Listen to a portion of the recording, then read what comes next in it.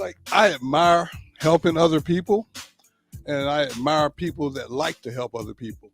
Unfortunately, that's not a real popular thing. We live in a takedown society, and I respect that. A lot of people spend a lot of time focusing just on themselves, but when you can look outside of yourself to try to help lift others up, I think there's something very special about that. I think it's called human kindness. Uh, we need more of it. We really do. I see I got Carter in the house tonight. What's up with you, Carter? Not much. Good to be back. I was a little bit under the weather last week. Yeah, man. Well, you know what?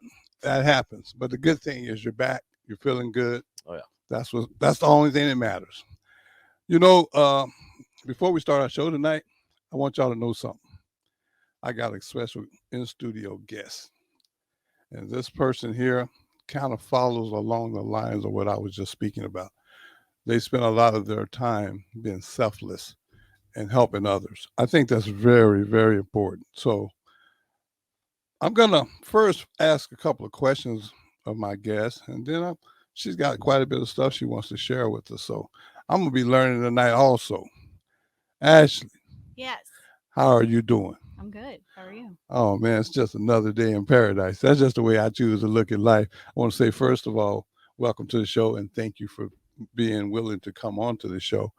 Ashley, the first question I have for you is, for those or like myself that don't really know a lot about you, where'd you grow up? I am from here in Lincoln. You're from Lincoln? Yes, okay. I am. Yeah, born and raised. What high school did you go to here? Lincoln High. Went to Lincoln Yes, High? I did. Okay.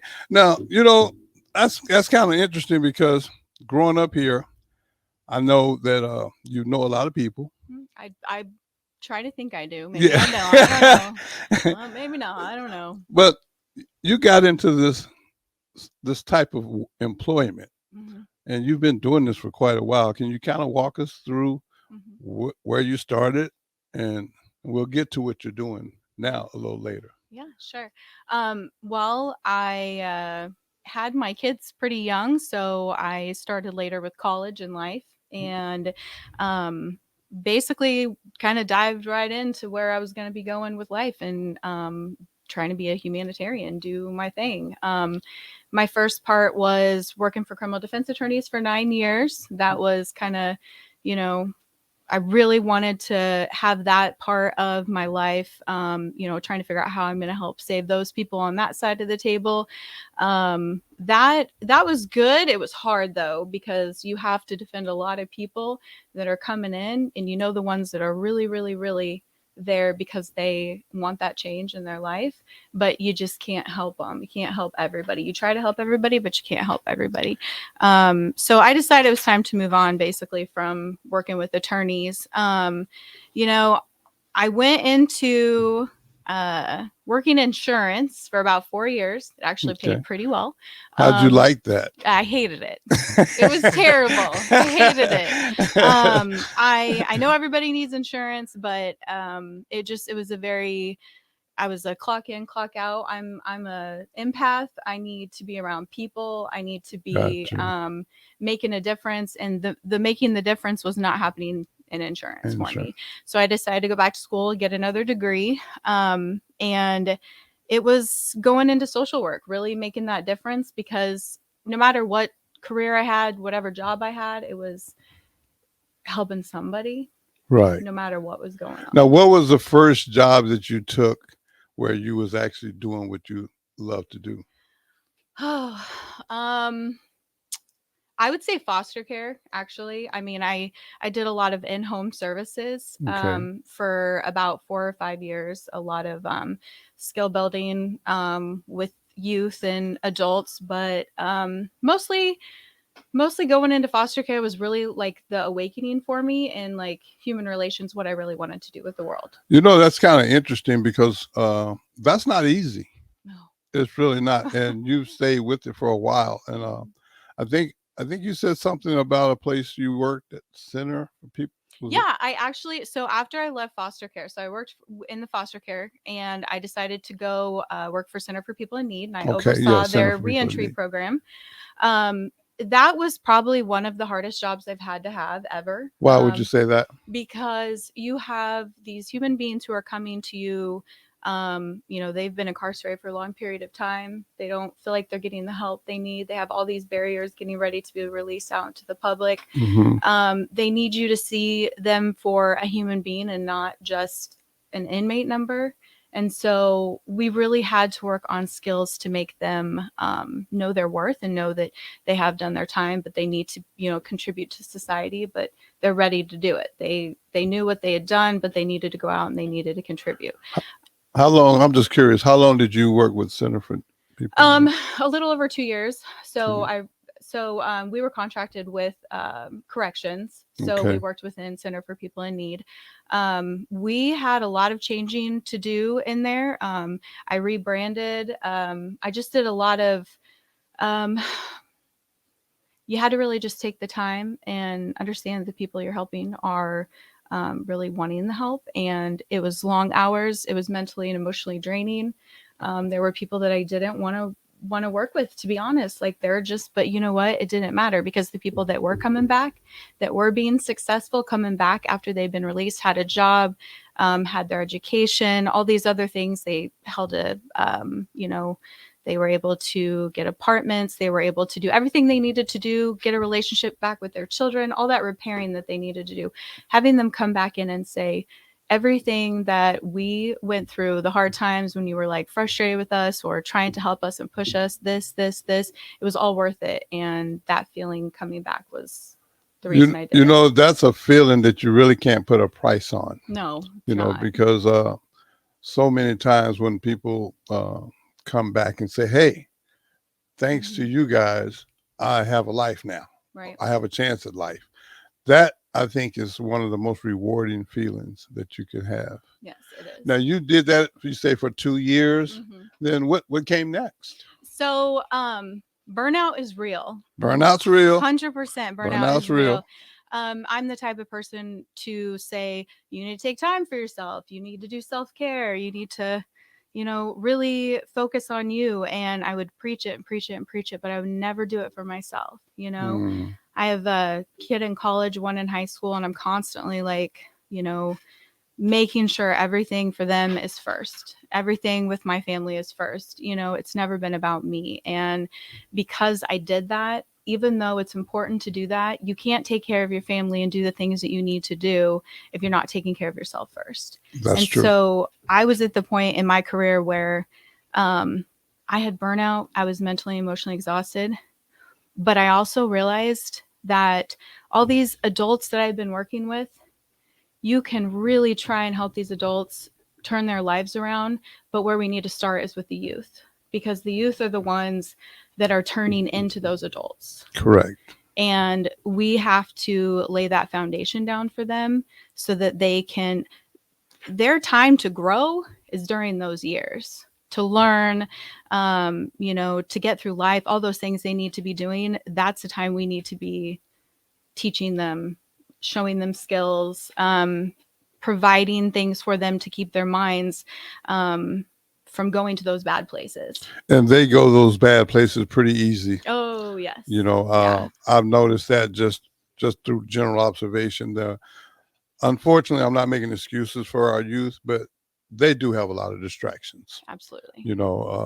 I know technology has tremendous upside and tremendous benefits, but it also comes with some side effects. Right. So I think a lot of our youth are falling victim to the side effects. Yes, I agree. Because like I said, I don't want to come on here and bash anything, but the one thing I do recognize is, how important technology is to everybody, but it seems to be really important to the youth.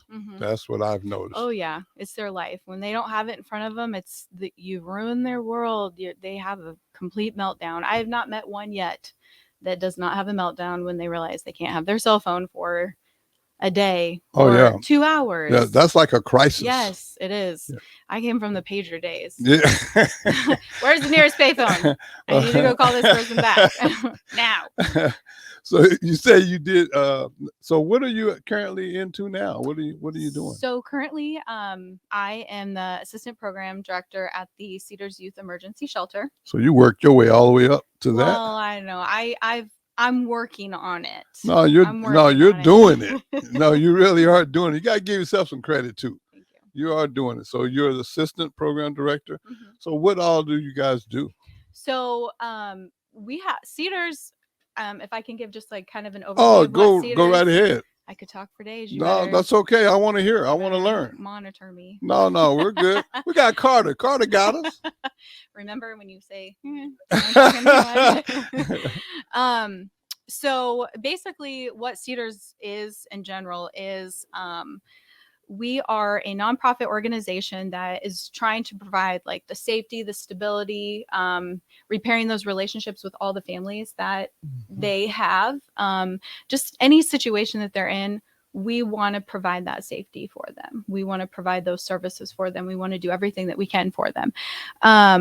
We actually, Cedars, they've been around for 75 years. They actually just celebrated their 75th year. Wow. So they started back in 1947. There was Reverend Charles and his wife, Alberta Danner, I believe. They took one little kid in, and all of a sudden it started pouring in with more kids and more kids. And then it was just kind of like, okay, well, we're going to start making a difference with these kids because nobody else seems to care. Nobody else wants to do that. We actually, let's see, where I work in shelter, there's 5,000 plus nights a year that we provided safe housing and crisis stabilization basically for all those kids that came through. We are a 24/7 running shelter.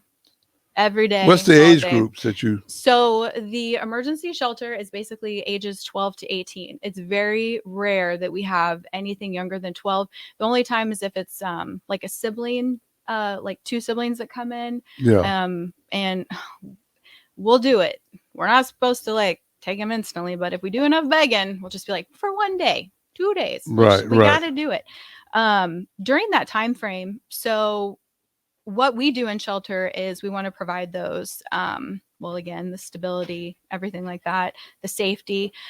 We are a short-term shelter. We're actually one of the only ones in Nebraska. So we have kids coming from Western Nebraska. I mean, they're 8-hour drive, wherever they're coming in.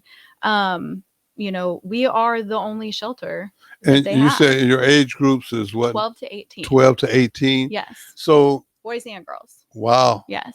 Boys and girls. How large is your facility? I mean, how many people can you hold? So we have with our kiddos capacity at like 20. I know it doesn't sound like a lot, but when you have 20 kids that are involved in the juvenile justice system on probation, or, you know, they're only not going through just the juvenile system, but they got, you know, trauma from being removed from their home constantly. All I have to say is it is a generational cycle.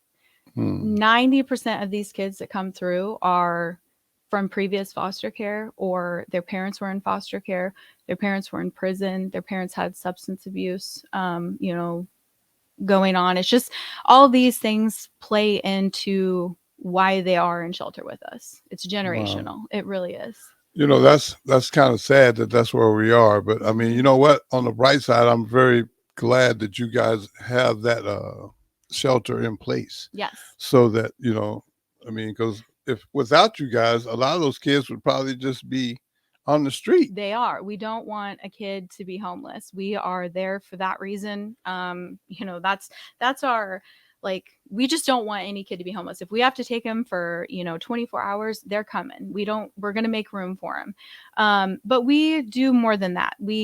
Our kids, we get them set up with the education. If they're already going to school in Lincoln, we work with lots of, you know, the public schools that they're at, you know, working with administrators, counselors, making sure that we still can keep that going so that they're not, you know, dropping out, or, oh, we're already this far, we're just going to say screw it, we're not going to do it, whatever. The kids we have groups that we do. We have, so like right now I'm training my staff to do healthy relationships, more just positive behaviors, cognitive thinking. We work on individual life skills. A lot of these kids they're going to be aging out. A lot of these Right. kids are aging out and they know it. They're so aware of it and they're scared to death. So when they age out, for those of you who don't know what that means, kind of explain what that means when you say age out. So a lot of these kids were parentified growing up. So like mom and dad, or just mom was working 2 jobs. They had younger siblings. They were doing a lot of the raising of these kids. So they really, really had to learn those life skills early than the average teenager, you know? And so they're to the point where they're about to become adults and they know a lot of life skills. They just don't know how those are going to work in the real world when they're out there on their own and not having to take care of other kids.